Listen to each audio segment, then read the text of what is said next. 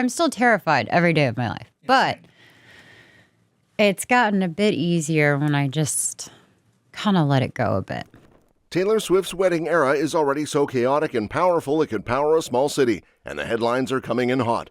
First up, Taylor reportedly cut a massive check to secure a bride's Ocean House wedding date for herself and Travis. Another couple was already set to tie the knot there on that date. Swift dipped into her deep pockets and made an offer the bride couldn't refuse. And then, Selena Gomez stunned insiders by rejecting Taylor's bridesmaid request. Next, Swifties in LA lost it over a mysterious Eras-themed pop-up on Sunset Boulevard. After that, talk exploded about whether Taylor and Travis are locking in a prenup as planning ramps up. Then, George Clooney, of all people, delivered Travis a reality-shifting marriage lesson. You claim that you and your wife haven't gotten in a fight in 10 years. That's right. Are you lying? No, I'm not lying. Finally, a man trespassed at Kelce's home trying to serve Taylor a subpoena at 2 a.m. Taylor Swift has locked in her wedding date with Travis, and she didn't just reserve a venue, she bought someone out of theirs. Peak power move. Imagine planning your big day for years and suddenly getting a polite tap on the shoulder like, hey, Taylor Swift wants your Saturday.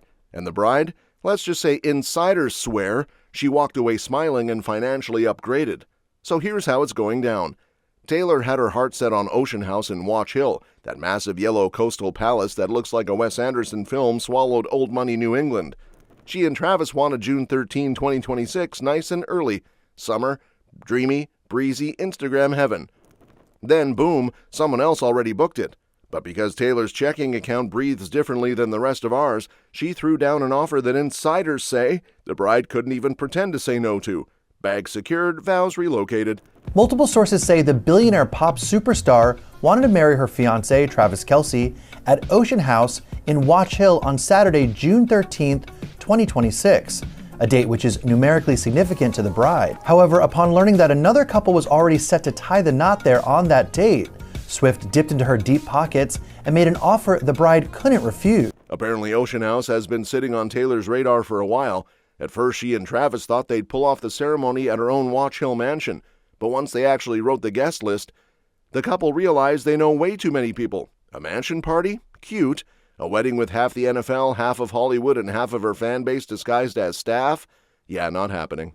Ocean Hill has been on the singer-songwriter's radar for some time. After she and the NFL star, who got engaged in August, started going over their guest list, they realized they wanted to invite a lot more people than they initially thought.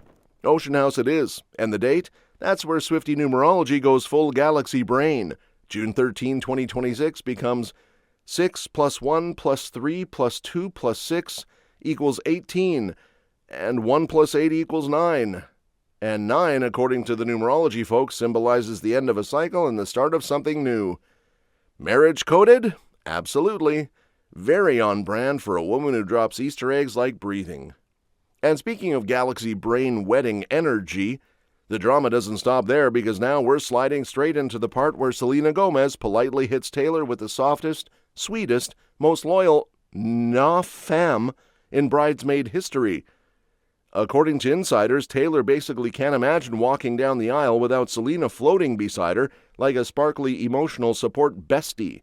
She's been chatting with her about all the wedding details, all the vibes, all the Pinterest board level dreams, but when it comes to actually wearing the bridesmaid dress, Selena is pressing the decline button like it's an unwanted software update. The wild part is, this isn't shade. Not even diet shade.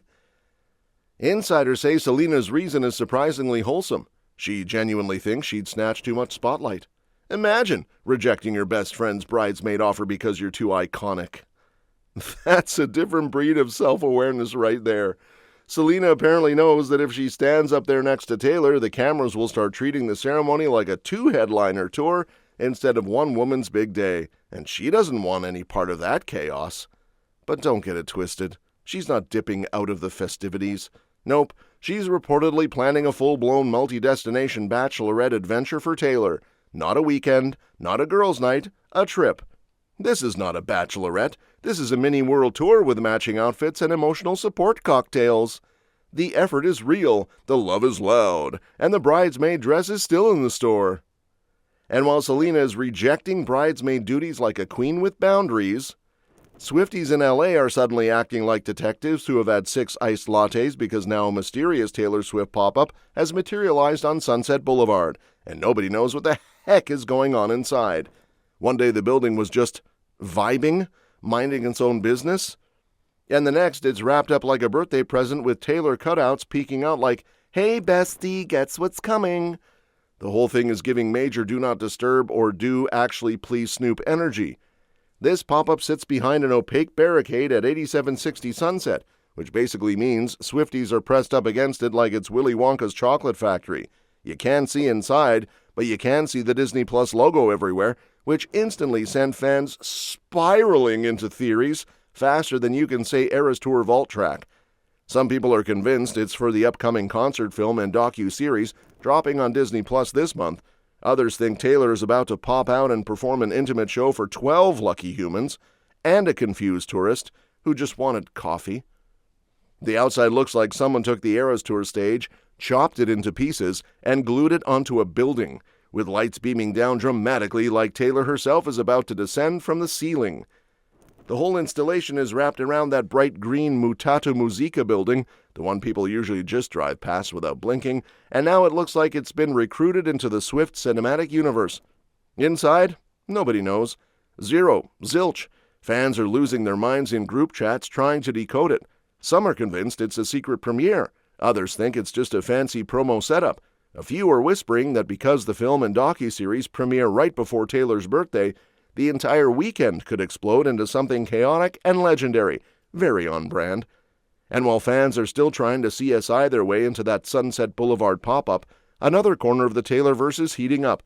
This time with lawyers sharpening pencils like it's exam season because the big question flying around is, are Taylor Swift and Travis Kelce getting a prenup?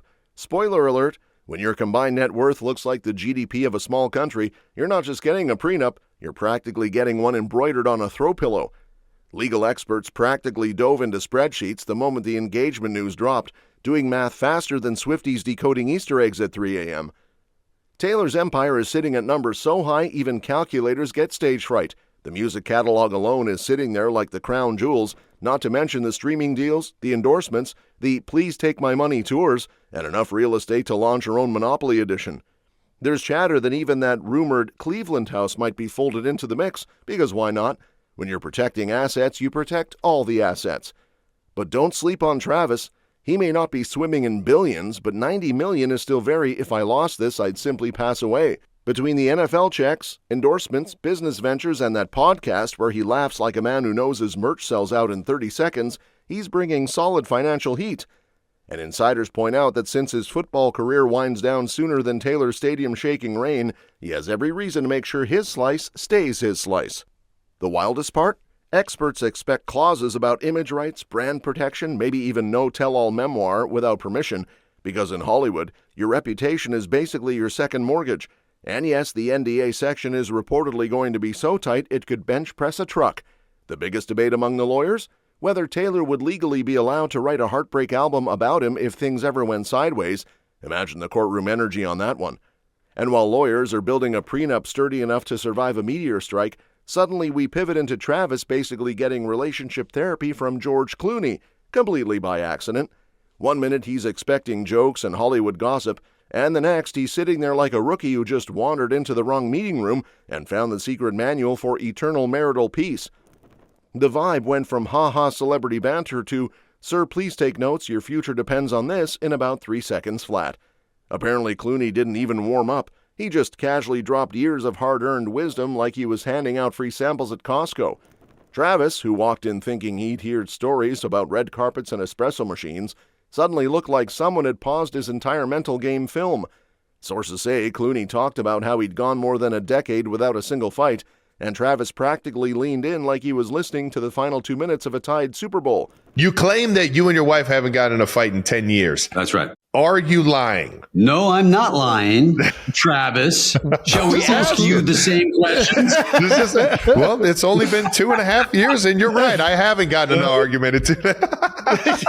And as Travis is sitting there absorbing Clooney-level enlightenment like he just unlocked the Zen DLC of marriage, the universe decides to throw him straight back into chaos because now there's a whole grown man getting arrested at his house while trying to serve Taylor Swift legal papers at 2 a.m. Yes, 2 a.m., the hour when normal people are asleep, but apparently some folks treat it like prime subpoena delivery time. According to insiders, this guy showed up acting like Amazon Prime but for lawsuits, trying to hand Taylor paperwork tied to the messy Justin Baldoni-Blake Lively legal debate. The man, a private investigator doing late-night overtime, managed to slip through the gate as it opened, probably thinking destiny was on his side, only to get greeted not by Taylor or Travis but by the police, who were definitely not in the mood for surprise visitors. He claimed he was just doing his job, nothing shady, just a dude with documents and questionable timing. And honestly, the courts seem to agree because he just entered a diversion program that wipes the charge clean if he behaves, pays his fee, and, this part is obvious, stops showing up uninvited at NFL players' houses.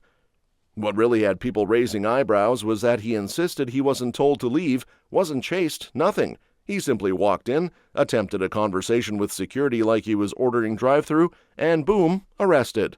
Now he's fighting to keep his PI license because apparently getting booked for trespassing at Travis's home is not considered excellent professional judgment.